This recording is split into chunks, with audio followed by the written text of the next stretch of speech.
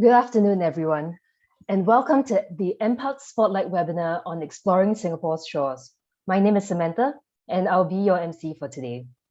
Yesterday, we launched the 11th edition of the Festival of Biodiversity. This is NParks' yearly celebration of our natural heritage, organized in collaboration with the Biodiversity Roundtable. This talk is one of the many activities organized over this weekend. We've got biodiversity talks, arts and crafts, exhibitions, and so much more, something for the entire family.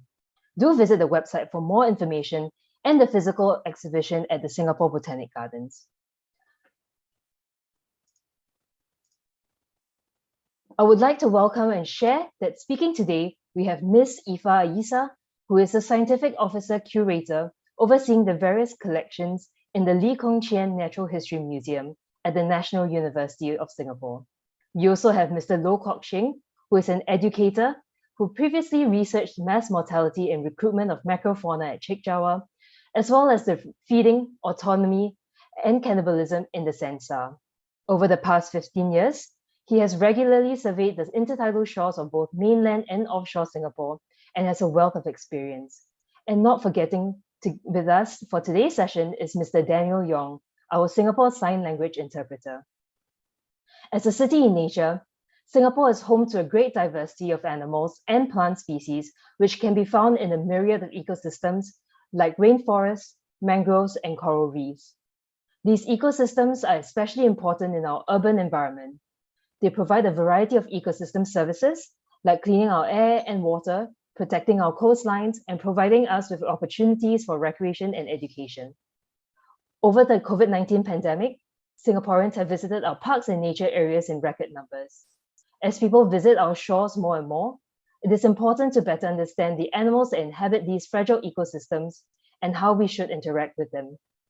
We want to make sure that these ecosystems remain intact and resilient in the coming years, so that future generations of Singaporeans can continue to enjoy them.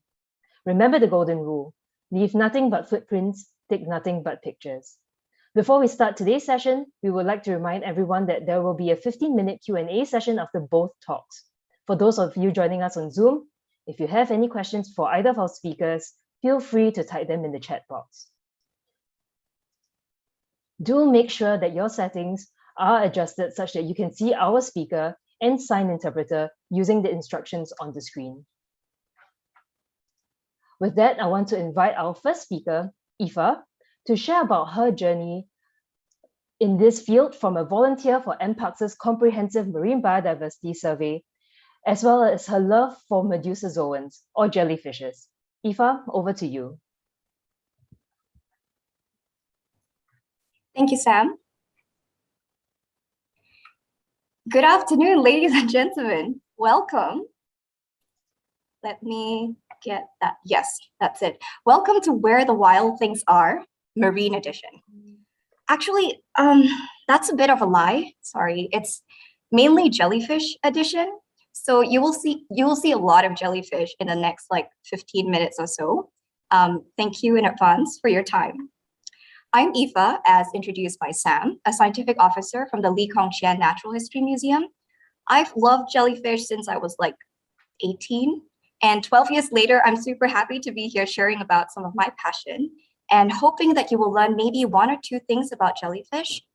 And that would already make me happier. Let me see. We start at the beat of the jellyfish, to the beat of the jellyfish. I invite you to kind of put your minds aside for a minute and join me as I watch this jellyfish on screen. The work is really simple. Look at this beautiful creature and match your breathing to the beat of its bell. So as the jellyfish bell expands, imagine your lungs expanding, diaphragm pushing down to accommodate more in your chest as you breathe in slowly. As the bell contracts, slowly release the air, allowing the energy to flow away from you as you let go. So breathe in when the bell expands, breathe out when the bell contracts.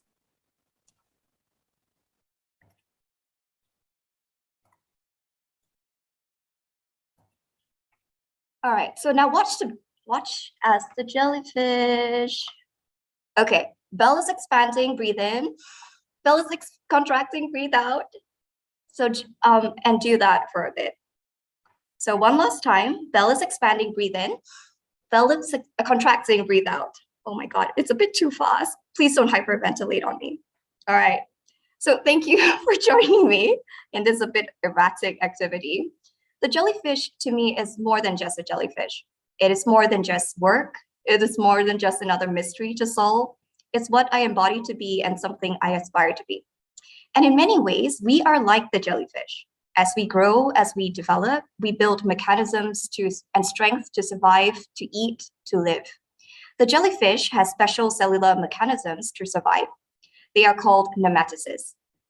Nematocysts, or stingers, are not real cells per se, but organelles, cellular products. Not only jellyfish have these stingers, corals and anemones have these stingers as well, which is why they are all categorized together as under the phylum Cnidarians. Because jellyfish are 95 to 97% water, they are very vulnerable.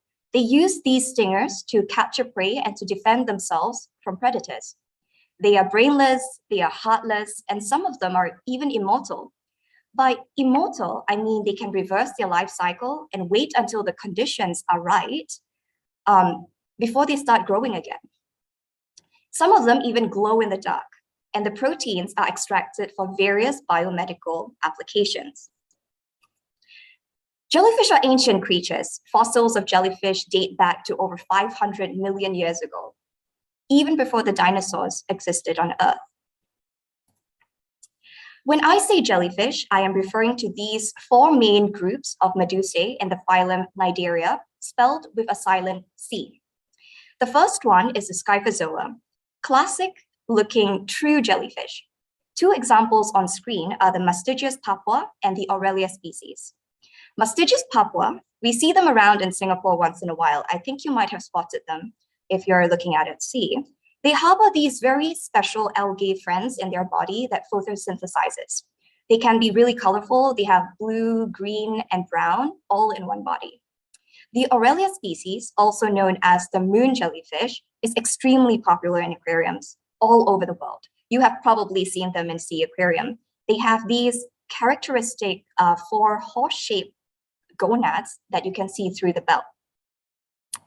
The next group of jellyfish is Hydrozoa, also known as water jellyfish.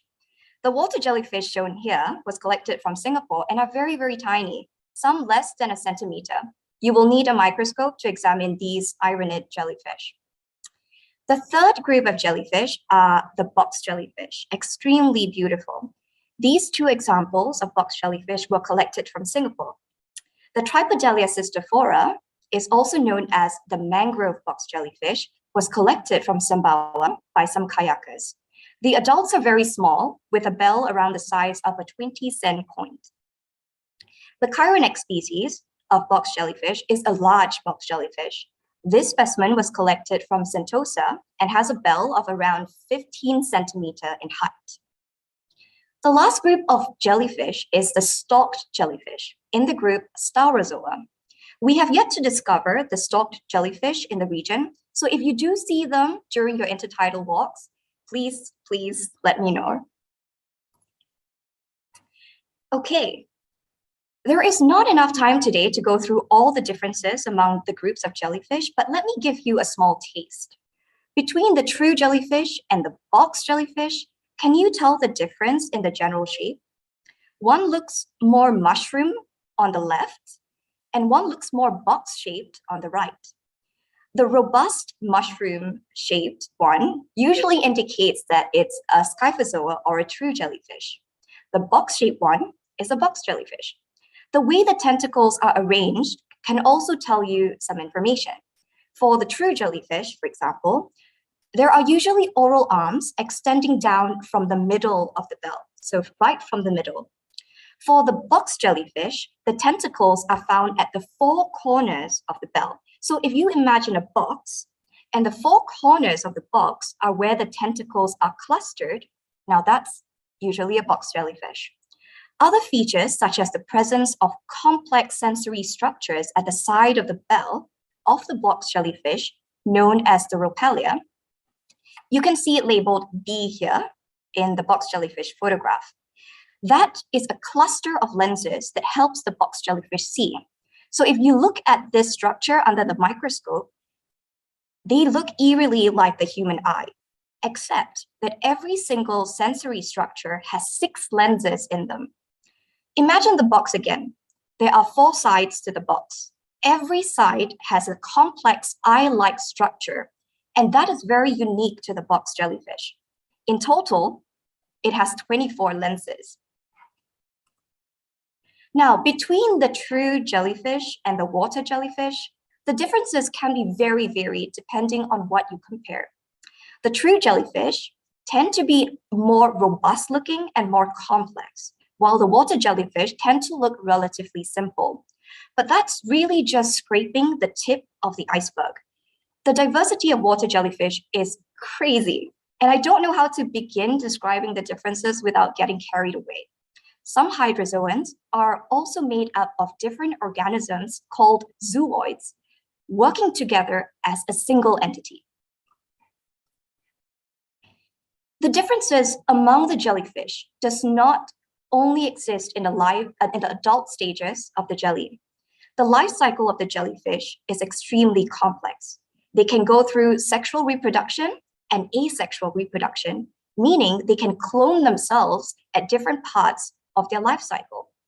So when the conditions are not right, they can take different forms to reproduce or wait until the conditions are right before they all appear, sometimes all at once. And that's how you get a jellyfish bloom. And all of these elements differ from true jellyfish to the box jellyfish to the water jellyfish. Some jellyfish, if you can take a look at the water jellyfish image, they also parasitize other jellyfish to make more of themselves, which is extremely crazy fascinating.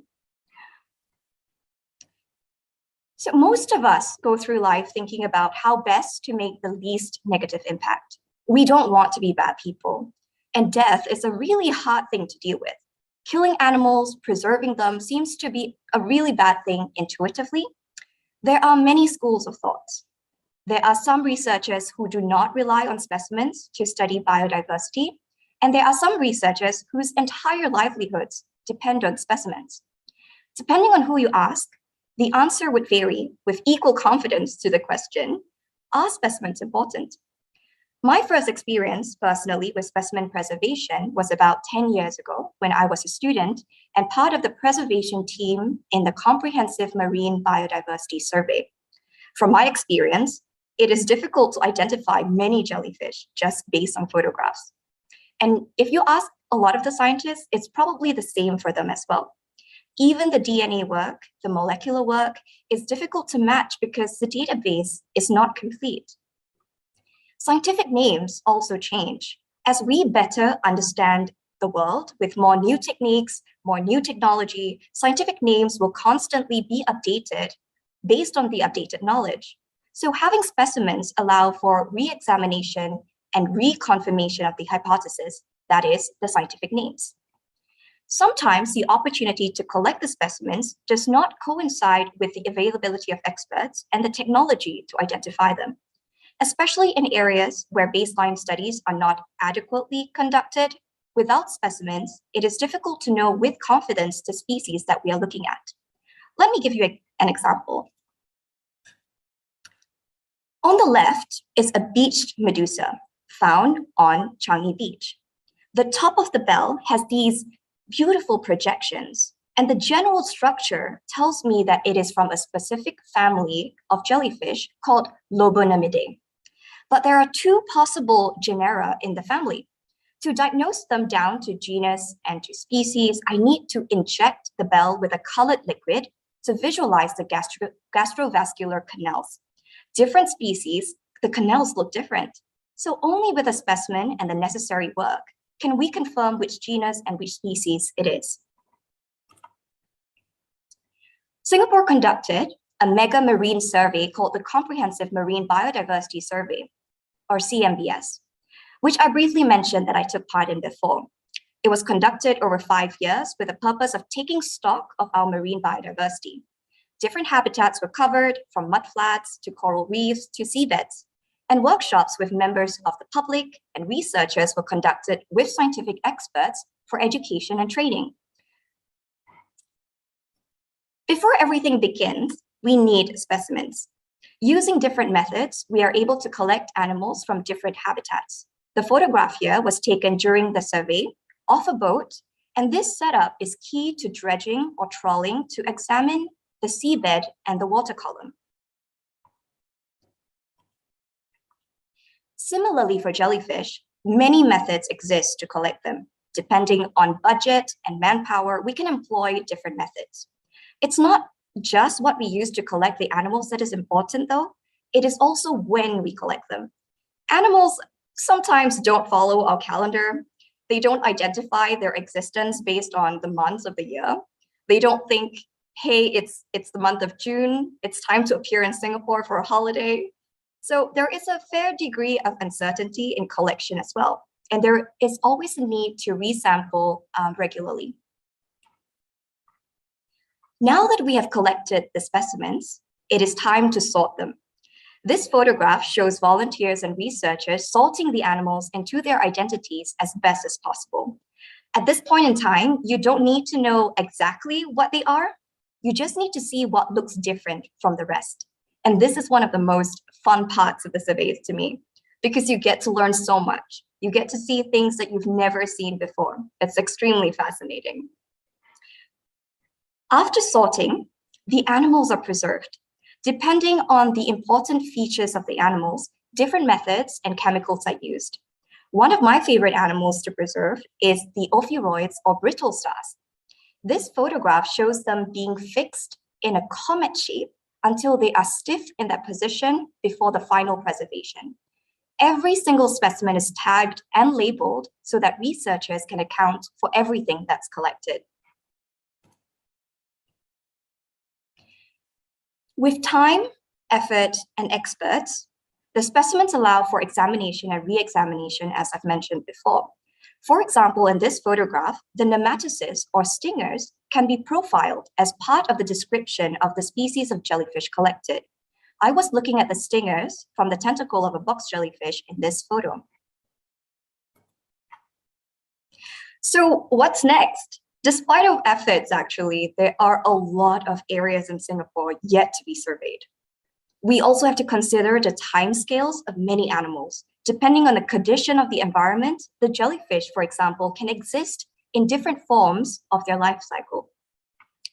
They are essentially on their own timeline, and we can sometimes only observe them once every few years, even up to 10 or 20 years cycle. I hope that you have enjoyed learning a thing or two about the fascinating jellyfish and the CMBS. Please feel free to reach out to me at nhmii@nus.edu.sg if you have any questions or want to send me photographs of interesting jellyfish. Thank you for your time. Back to you, Sam. Thank you, Iffah, for that insightful presentation. Now let's invite our second speaker, Kok Sheng, to share how we can best enjoy and appreciate our intertidal shores. Kok Sheng, please. Thanks, Sam. Okay, hi everybody. Right, I'm Kok Sheng, and I'm here to share with you guys some insights and tips on how we can best enjoy and appreciate our shores. There's actually much to share from my years of experience surveying both our mainland and offshore intertidal areas, and I'll try my best to bring out the most important points during this 15 minutes talk. So if there's any questions that you have or areas that I've not covered, please feel free to ask me during the Q&A. Yeah, next slide. Okay, so firstly, do you know that we have many beautiful reefs and shores surrounding our island, as well as mainland island, as well as offshore islands, right? In fact, quite a number of them hold a unique place in my heart, right? What you can see on the screen here is Tanjung Rimau at Sentosa. This was where I first fell in love with our seashores, right? It happened when in 2006, when I joined Seagrass Transact Survey, and that was when my eyes opened and, you know, did not expect to see such beautiful marine life that exists in our own backyard. right? That was also the beginning of me, really exploring our shores, doing work, doing some volunteer work, as well as joining Team Seagrass and so on and so forth, and where I met many like-minded people, right? Next slide shows you St. John's Island. All right, it is not home to just natural cliffs and beautiful reefs. As you can see, across there's also Sisters Island as well. It is also where the St. John's Island National Marine Laboratory is located. That is Singapore's only offshore marine research facility. So this was where I spent my final year project days, doing my experiment, studying the behavior and ecology of astropecten sand stars, or also known as starfish, right? The next location is Changi Beach, right? It is a familiar shore to many of you who have been exploring, all right, because it is pretty accessible, home to many amazing and resilient marine creatures that thrive in sandy, seagrass, and rocky habitats. So this has also been a shore that I have visited many times, and it never failed to amaze me, right? The next location is Syrian Reef. Okay, this is a bit more, in fact, a lot more hard to get to. All right, basically it is a submerged reef. What does it mean? Okay, it basically is a shore that only appears during low spring tide. So most of the time it would be submerged and not seen, all right, in our waters, right? And amazingly, surrounding Syrian Reef, Bukom, right, Jurong Island, where you can find the petrochemical plants, right, as well as Pasir Panjang Terminal. So despite the proximity to all of this, right, it still is a shore that is thriving with rich marine life. And this is also where you will find many sea stars or starfish, right? And that brings me to the next slide, and that is the first, right, question about, are you sure? Trying to be lame here, all right? Have you heard of the inspiring starfish story? Okay, so I'm sure some of you have heard of it in different ways, okay? And as an educator, this is also an inspiring story, about how we can make a difference, where, this boy was actually throwing starfish back into the ocean, because if you don't throw them back, they will die, right? And the man laughed and said, do you realize that there's just so many of them? You can't make a difference. And the boy says that, like, at least I make a difference to that one. So here, are you sure you are making a difference? Yes, the story serves a purpose to inspire in many different ways. But if you were to understand, right, the next slide here, right, the story of starfish as to how they truly live and how do they adapt to the environment, you would realize that doing that action does more harm than good for them, right? So it is important for us to seek and learn more about starfish or sea stars to have a better understanding on how we can truly protect and help our marine life to thrive. Okay, so a study shows that an intertidal sea star was found to pump itself with seawater to stay cool while exposed to the sun at low tide. So it actually sucks up equivalent of a person drinking 7 liters of water. And this quantity of stored water decreases the temperature for about 4 degrees Celsius, which is enough to avoid it from reaching dangerous levels. So although the study was done on sea stars found in Pacific North American coast, the sea stars in our shores would most likely also rely on the same mechanism to stay cool during low tide. Sometimes when we pick up sea stars and sea cucumbers, they do expel water, right? And this loss of water could possibly endanger them, right? The next reason why we shouldn't pick up sea stars is that many of them are capable of losing an arm if they feel threatened. So this is similar to how lizards drop off their tails when they feel threatened, right? So this is how they might escape from the jaws of a predator, or let's say if they get trapped by a stone, right? So if you pick up a sea star by the arm, basically you might trigger the same reaction. So in fact, this was part of my final year project when I studied about the autonomy as well as regeneration of astropecten indicus, which is a very commonly found sand star on our northern shores. So while most sea stars have the ability to regenerate, the process takes a lot of time, all right, as well as energy to be expended, right, by the animal. So let's try not to pick them up, okay, even though they have the ability to regain back their arm. It takes a very long time. So you can see on the screen, there are different types of sea stars that I've observed on the shores that have lost their arms for different reasons, right? Okay, so earlier this year, when I was like on Instagram, Coastal Natives came up with a really beautiful Instagram post on how we can protect our intertidal sea stars. So I was very thrilled when my ex-student, Hui Xing, she shared this with me, right? And as you can see here, right, this is about how we can have sea star or starfish etiquette 101, right? Next slide. Okay, and as you can see here, it's quite amazing to see how the importance of their water vascular system, right, that keeps them, you know, alive, right, instead of having blood like how we have, right, they do actually pump water within themselves, right, and their tube feet help them to eat, to poop, to breathe, and it keeps their systems going.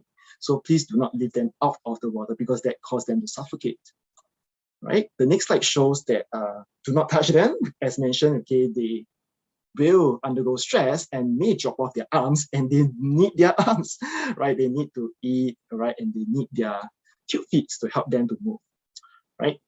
So next slide shows that every creature deserves arms to eat food in any possible way. So let's keep our distance at arm's length, right? So thank you for being a responsible visitor to our intertidal shore. Yeah. So the next slide here, as you can see here, is a CNA article. For some of you, you might have seen this last year. There was a feature of how many marine life enthusiasts and, you know, like-minded people, we were kind of like so-called horrified over some of the beach visitors that dig up sea creatures. There was a surge of people visiting, bringing buckets, digging animals out, placing them together in containers, displacing the animals from their habitats. And that caused a lot of stress and injury, right? And some visitors even decide to bring them home, not knowing that this marine life, they will most likely die outside of their natural habitat. So how can we have, you know, the right mindset, you know, to visit our shores and appreciate them well? The next slide shows you two guiding principles, okay, that we generally adhere to, right? Firstly, safety. Okay, and it's not just safety for yourself, but also for the animals and plants, right? Okay. Secondly, it's important to treat marine life and habitats with respect, right? So we have this term called the 3 S's of our shores. The next slide shows you that even for regular visitors like me, right, we would be very careful, okay, not right, to encounter them, all right, in terms of really injuring ourselves. Okay, next slide. Okay, you can see that many animals, they have adaptations to increase their chances to survive or to ward off predators. So the first one is the stonefish, right? It is the most, or one of the most dangerous fish on our shores, and it has many tough dorsal fin spines that can penetrate thick sole shoes, right? And this act as hypodermic needles that can inject venom, which can be fatal, right, to humans, right? And their neurotoxin that they produce is considered the most deadly of the fish venom, and this is basically for their self-defense, okay, and not for hunting prey, right? And I have experience, you know, on the trip, you know, one of our friends who has stepped on it is really very, very, very painful. Okay, next is stingray. Also, I've experienced one of our friends as well, having stung, right? They have a spine near the base of the tail that can cut deeply, okay, introduce venom into the wound and cause excruciating pain, right? And these spines, again, they are used to protect themselves and not to harm prey. And generally, stingrays, they are not aggressive. They would prefer to flee. But what if sometimes, you know, because they are burrowed under the sand and you might accidentally step on them due to carelessness or due to, you know, yourself not being able to move in a safe manner. So it is best to shuffle yourself and walk gently on our shores, right?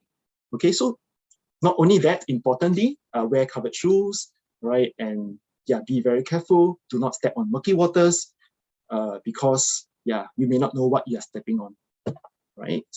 Okay, last but not least, sandflies. Okay, they bite us for the blood meal that they need to make their eggs, right? So they can cause highly irritating itch that can last for weeks. And they tend to be very plentiful at high water mark and also near seawalls.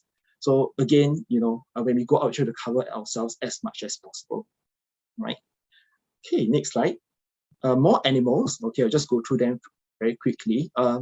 Sea cucumbers, they have the capacity to eviscerate. Basically, they vomit their entire digestive system out and their internal organs, right? Or it may eject toxic or sticky stuff, right, from their backside, right? It's really for defense, right? And this sticky stuff may stick onto you as well. And it also injures the sea cucumber, right? Fire anemone, right, like what Iffah shared earlier on, they have nematocysts, right, stingers that can sting very badly. If you can spot on this picture, there's a fish that got stung, right? Yeah, so it's really not fun to touch it. Okay, octopus, they have a sharp, hard beak that they can also inject a toxin with their beaks, and their highly flexible arms have suckers that can grip on objects. So please do not touch them, right? Thunder crab, very interestingly, they are called thunder crabs because of this belief or myth that if they pinch you, it takes a clap of thunder to let it go. Right? Of course, this is not true, right? To make a crab let go of your finger, right? You have to place the walking legs gently on the ground, somewhere near a hiding place, then it will let go and hide. Right? So it is best in the first place, don't go near and touch them. Right? Sea urchins are usually, they have long, sharp spines and they can break off inside your flesh if that happens. Okay, so please don't go near. All right, they have venomous spines that can inflict serious pain.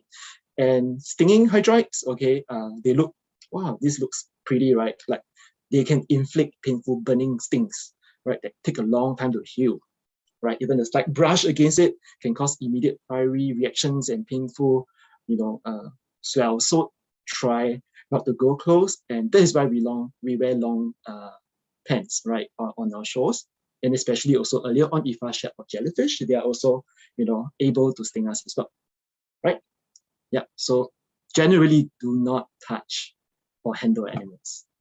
Okay, so recently this article that was released just this week serves as a very good reminder for us to appreciate our marine life in a safe and respectful manner. Right, next slide shows you there's this NParks page, right, that helps you to understand the habitats of the intertidal area. And then following on, next slide shows you the etiquettes that you can take to protect our shores and also protect yourself so that it is enjoyable for you as you visit, right, these places. So you may download the following intertidal infographics and secret shore guide to learn more, right? So the next slide shows you some screenshots. Okay, next slide again, right, that you can read and find out more. Another resource that you can tap on is wildsingapore.com, amazing comprehensive place for nature lovers, right? So next slide shows you there's this page that gives you lots of tips that are readily available on how to watch the weather, what to wear, what to do. There's even a quiz at the very end for you to check. Are you ready for a safe trip on the shores, right?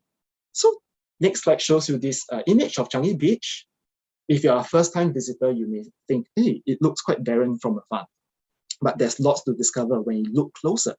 So next slide shows you many of these intriguing animals that you can find.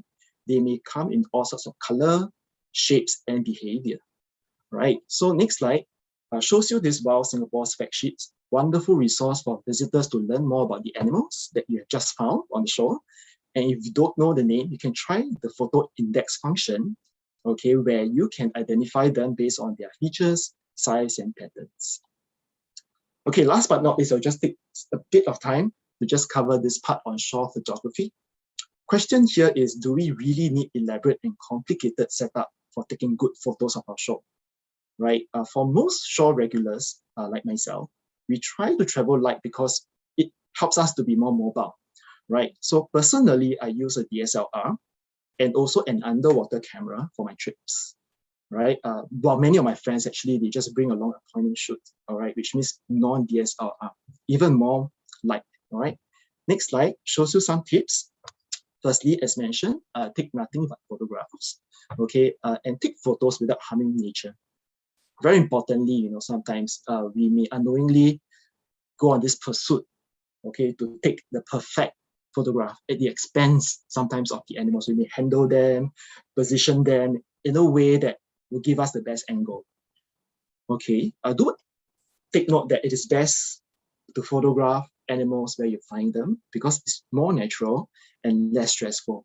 So for me, having an underwater camera gives me the ability, especially when they are quite deep, right, in the pool or at the edge of the reef, right, for me to go closer to them rather than to take them out to a shallow place to take photo, right? So for me, I go close to them, I submerge my underwater camera, right, closer to them, like what you can see, the photo I've taken for this tiny striped nudibranch, very beautiful. Next, be patient, don't dig and harass them, right, to get your photographs, okay? Just like the photo you can see here, some cynetic cucumbers that are found, among the sponge, right? Just take it where it is. We call this in situ photography, right? That is natural again, okay? So take it where it is, don't pull it out, and then, so that will damage them, especially they're very fragile.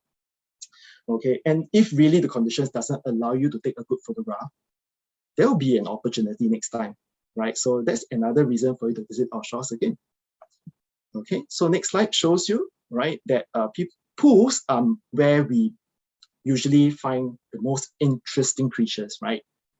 First thing, don't step into the pool, right? Because it will stir up sediments which will cloud up the water, right? Secondly, reflections on water surface does actually cause white spots to appear in your pictures, right? Flash photography would also sometimes cause the same issue as well, right? So just remember, try to take your photographs at an angle about 30 or 40 degrees, okay, to minimize such reflections. Next, okay, protect your equipment. Seawater can actually ruin your batteries and stuff, right? So just make sure that it doesn't fall off into the water. And next, great photos can be taken even with an ordinary camera, right? So just have a keen eye, like what you see in this picture. It's a very tiny batik slug. Just look at the seagrass, okay, and watch out for movement. And you never know what is right in front of you. Okay, next slide shows you how you can visit our shores. There's this Celebrate Singapore Shores blog that you can find opportunities and trips that you can sign up. And it's best to start off first with a guided tour where an experienced guide will show you what to look up for and how to appreciate them.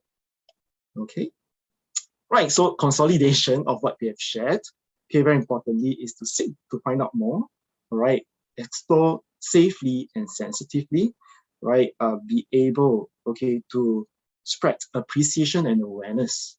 And last but not least, speak up for our shores because they don't have the ability to communicate that I need help, okay, that you're damaging my environment. Okay, so we are the ones that can advocate for the environment that we love. So this last second slide shows you a quote, right, on the importance of conserving only what we love, and we will love only what we understand, and we will understand only what we are taught, right? So thank you very much. Okay, you can reach me through my blog. I have 2 blogs, okay, but I've stopped posting since 2017, and my updated photos are on my Facebook. Okay, so you can check out my Facebook as well. It's my full name. I might not add you if you request, but you can see my posts that are made public. Okay, so thank you. Thank you, Kok Sheng, for that wonderful sharing. That was amazing to see so many beautiful pictures. And so right now we're going to move to our Q&A session where we'll be addressing some of the questions that our audience have shared with us. So could I invite Iffah to turn on her camera? Great. And we can we have quite a few questions from the audience, but we only have 15 minutes, so let's see what we can cover. The first question is actually for Iffah. What should we do if we encounter a jellyfish and get stung? Thank you for the question. As Kok Sheng has also shared, there are a lot of things that you can actually prepare before you even go down to the beach, right? There are so many other things other than jellyfish that could potentially harm you or your children or your friends. So before you make your way down to the beach, you probably want to ask yourself, are you going to be fully immersed in the water? Specific for jellies, of course. The second question is, are you able to protect yourself fully? Are you able to wear a rash guard? Are you able to wear long pants? So things like the hydroids won't get you either. And to protect as much as your skin as possible. And the third one is to kind of consider where you're going to be. Are you going to be at a beach where there's going to be lifeguards? Are there going to be first aid stations there as well? And I'm a huge advocate of prevention. So even when I'm diving in tropical waters, I cover myself fully with a dive hood. Like what Kok Sheng mentioned, if you get stung, like the whole trip is going to get ruined. So protect your trip as much as protecting your body. So if you are going to be on an offshore island where first aid is not available, what I like to do is I bring a bottle of vinegar with me, plain vinegar, artificial vinegar, very cheap. And if you ask the fishermen as well, they use vinegar to treat stings from bristleworms or fireworms, even hydroids. The vinegar could work as well. So just bring vinegar with you when you know that you won't get vinegar on an offshore island, for example. Even when I'm out paddleboarding, I have a bottle of vinegar with me. Wear a flotation device, swim with a buddy, always go out with someone. But if you do see a jellyfish, just like what Kok Sheng mentioned, don't just mind your business, your own business. You know, they're minding their own business. There was a case where a sting victim tried to push a jellyfish away when she was in the water. But when she pushed water towards the bell, the tentacles flowed back towards her, and then she got stung. So it's best to just allow the jellyfish to move away on its own, keep a safe distance. That's what Kok Sheng has mentioned too. And this is applicable to any kind of animals that you encounter in the wild, right? In the unfortunate incident that you do get stung, right? I know it's very difficult and it can be very painful, but it's best to really keep calm and get out of the water as fast as possible. If you find that your friend is struggling some way, get them out of the water as fast as possible. And this doesn't even have to be a jellyfish sting, any kind of incident, right? Seek help and go to the hospital when in doubt. If hot water is available, if a hot shower is available, and you think that you might have been stung by a jellyfish, as hot as you can tolerate, try to douse the wound area with hot water, because what it does, it denatures protein. So venom is essentially proteins. So hot water denatures proteins, and but be careful not to burn yourself. But if in doubt, always just go to the hospital and reach out to the NParks folks. Thank you. Iffah, thanks for that really good tips. I hope that people will continue to take that advice and stay safe when they're out on the shores. Okay, the next question will be for Kok Sheng, and that question is, how has global warming affected the marine biodiversity in Singapore? Thanks for the question. Global warming, does affect the ocean and our marine life in various forms. Okay, maybe the first one that I will share is very closely related to what I've done during my project that I did at Chek Jawa. Okay, so what happened in 2006 and early 2007 was that there was this sudden lowering of salinity around the waters surrounding Chek Jawa. That was due to massive floods that took place in Johor, and they actually were released out into the waters from Johor River, which is close proximity to where Chek Jawa is. So what happened was that after that lowering of salinity, as some of you have learned about osmosis, right? When the salinity drops, and then water actually goes into the soft-bodied animals, and then they expand and they explode, and many of them died, right? And that was a result of what is known as an intensified northeast monsoon.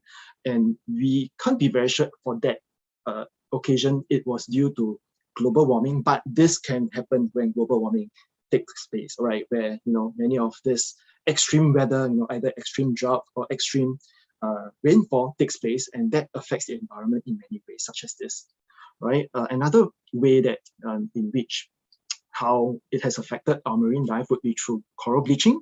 Okay, what bleaching is basically is when corals are stressed, they actually do have photosynthetic algae or symbiotic algae known as zooxanthellae, all right, they will be expelled, they will leave, right, the corals. And this algae are basically what gives the coral their colors, right? So when they leave, the corals would be bleached, they will be white, and they could actually regain back their health if the conditions come back after a short while. But if the stress continues for a very long time, corals without zooxanthellae, without the ability to make food, would grow weak and then succumb to disease and die, and we would lose our corals, right? Also, there's ocean acidification, where dissolved carbon dioxide from the air, right, can cause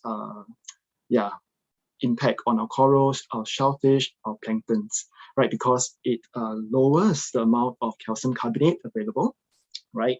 And this will affect the exoskeleton of corals. And so there are many impacts, and also, of course, rising sea level and so on and so forth. Yeah.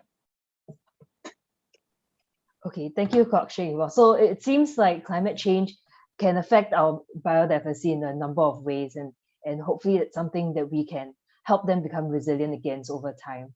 So we have a quick question about what kind of shoes are suitable to wear in the intertidal area. What kind of covered shoes are good and easy to clean, but also for wet areas? Maybe Iffah, would you have any recommendations? Or Kok Sheng? Okay, and maybe Iffah goes first. Personally, I prefer canvas shoes with a thick sole. Like as what Kok Sheng has shared, things like the stonefish and the stingray could be where you are going to step on. So to be very careful, just get something with quite a thick sole. I don't really have a particular brand that I can think of. Maybe Kok Sheng. Any tips, Kok Sheng? What about you? Yeah, so agree that it's best to get a thick sole, okay? But having a thick sole also doesn't give you 100% guarantee. So it's best to explore our shores carefully and sensitively. That means you don't go around stomping every part, walking very quickly, right? Walk gently, right? And also, I think that helps, because that whole mindset of like exploring the shore slowly helps you to have a keen eye to look out for what's around you, so that you can spot amazing things, right? While keeping yourself safe, right? So try to avoid rocks, because stonefish looks like a stone, okay? Avoid them. And even for, on sand, where stingray may lie buried, just walk softly, gently. Don't put your whole weight down at one go. Just slowly lower your feet. And if you sense something going through your soul, quickly lift it. Yeah, and that has been encountered before by some of our shore explorers. Yeah, so just walk gently, slowly, enjoy the place. Don't be in a hurry. I'm sure you would be safe. Yeah, most of the time, I hope. Yeah. Yeah, thank you, Kok Sheng. I think that's a very good lesson for all of us, that when we're in the intertidal environment, take our time to enjoy the environment, and that will also help keep us safe, but also help us, explore and actually find things that we might otherwise not if we're in a hurry. Okay, we have one more question about whether any animal can live in the intertidal zone. Kok Sheng, maybe you could tell us a bit more about that.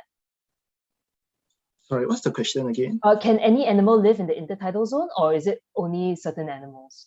Okay, that's a very good question. So basically, not all animals can live very well in the intertidal area, because when the reef or the shore is exposed, right, it is also subjected to other environmental conditions such as rain. Okay, as you have heard just now, right? Fresh water lowers the salinity and it affects the osmotic pressure and all that, right? Secondly, also there's heat. So some low tides happen during, like yesterday when we were out on the shore, it was so hot, toasting hot, okay? And this temperature can also be a source of stress. So some animals, like what I've shared for certain species of sea stars, they are well adapted, right? And they have the capacity to live well, to tolerate, let's say, 2 to 3 hours of being exposed. And so that is why when the sea stars are out on the shore, so-called exposed, right, they are adapted. They can tolerate for a short period of time. The tide will return and they will be fine. So don't touch them, right? While there are also other animals that we don't usually find on the intertidal, they are found on subtidal areas, which means below the lowest ever possible low tide. And those are the animals that the divers they will find, which of course for intertidal explorers, you're like, okay, these are the things that we may most likely not find, and we are cool with it. All right, there are people who are exploring and also providing information about what's out there below the waters. Yeah. Thank you, Kok Sheng. Well, we have one question that is perhaps more for Iffah. What ecological role do jellyfishes play, and why are they important? That's a really, really good question. We are actually still constantly discovering the ecological roles. On the very basic level, jellyfish are extremely effective predators. They are a very important part of the food web. They're also very delicious to a lot of fish. Many species of fish actually feed on jellies. And also, if you love sea turtles, then you have to love jellyfish because they feed on jellyfish. They also transport juveniles of brittle stars and crabs from one place to another. So they serve as a dispersal mechanism. They also provide protection for some of the baby fish as well. And I believe that the baby fish also use the jellyfish as food when they're hungry. Some shrimps also use the jellyfish as like a hotel to mate. So they don't need dating apps. They meet on the jellyfish to find love. And the jellyfish host a lot of other animals and microorganisms as well. They form an entire ecosystem on the jellyfish itself. And that's just a few of the many ecological roles they play. Thank you, Iffah. Who knew that jellies were such a busy place? So next time we see a jelly, don't just, they're not just a thing to be afraid of, but actually a wonder to behold. Okay, maybe we have time for one last question. This one can be for Kok Sheng. How can we protect our shores, especially in a place like Singapore? Yeah, I've shared quite a bit about that during my talk, but I just want to consolidate into three main points which I've learned throughout Singapore. Explore, first one, is to find out more, right, about what's out there, because as mentioned, right, and through the quote, you do not know what to conserve and you do not even know their existence. So find out about what we have. The natural biodiversity is so amazing at our own backyard, as compared to other places. We do have a large variety and diversity of animals given our proximity to the equator, right? That's one. Explore and learn more, just like how we have learned today about sea stars. That's one of my favorite animals, right? Secondly is really to express, and it's not just about yourself that, wow, I enjoy all of these things, but it's also to share with your friends, about what you have found, and help them to also know that we do have all of these things that, on our shores, the amazing habitats and marine life. And last but not least is to express our love through actions, to speak up, to advocate, and also even volunteer, to be part of, like for example, the Comprehensive Biodiversity Survey, CMBS. There are many other opportunities for nature lovers, and that's how I gained my passion, doing team seagrass surveys, naked hermit crabs during my early days. Yeah, and that will give you greater perspectives as well. Okay, thank you, Kok Sheng, for summing it up so succinctly and beautifully for all of us. I'm afraid that's all the time that we have today, but I thank you so much for joining us. I really learned a lot. I would like to thank our speakers, Iffah and Kok Sheng, as well as our event interpreter, Daniel, for being with us for today's webinar. Before we leave, I would like to share a quick few announcements. The first is that we have on our YouTube channel, you can catch up on our previous sessions of NParks Spotlight. You can access it through this QR code here to get to the NParks YouTube channel. We also have more talks and webinars lined up. The next talk is Empowering Our Designers Green Up at Kranji Secondary School on the 28th of May. You can scan this QR code to find out more. And finally, don't forget that we have lots more biodiversity activities going on. Visit the Festival of Biodiversity webpage for more details. You can still head down to the Botanic Gardens to catch the exhibition and be a part of the festivities. So I'd like to thank everyone for attending, and stay safe and enjoy the rest of the weekend. Thank you.